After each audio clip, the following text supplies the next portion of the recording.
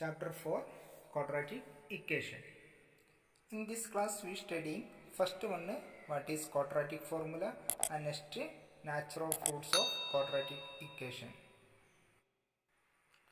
First one quadratic formula. Let the quadratic equation ax square plus bx plus c is equal to 0 where a not equal to 0. Here a is the coefficient of x square and b is the coefficient of x and c is the constant. Then the quadratic formula is x is equal to minus b plus or minus under root b square minus 4ac all divided by 2a. Using this formula we can find the values of x, where b square minus 4ac is called discriminant and generally denoted by d.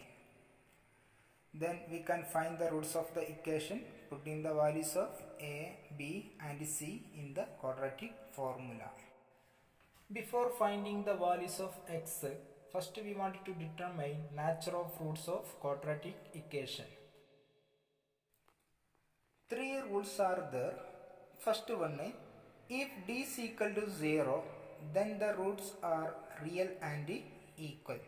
That is, b square minus 4ac is equal to 0, then two equal roots.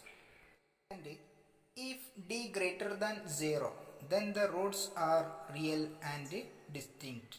That is, if b square minus 4ac greater than 0, then two distinct real roots.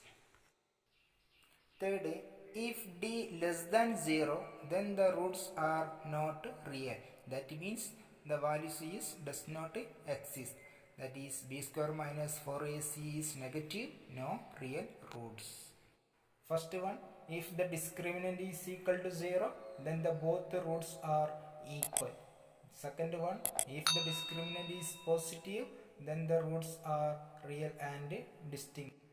Third one, if the discriminant is negative, the roots does not exist. That means the values of x does not exist.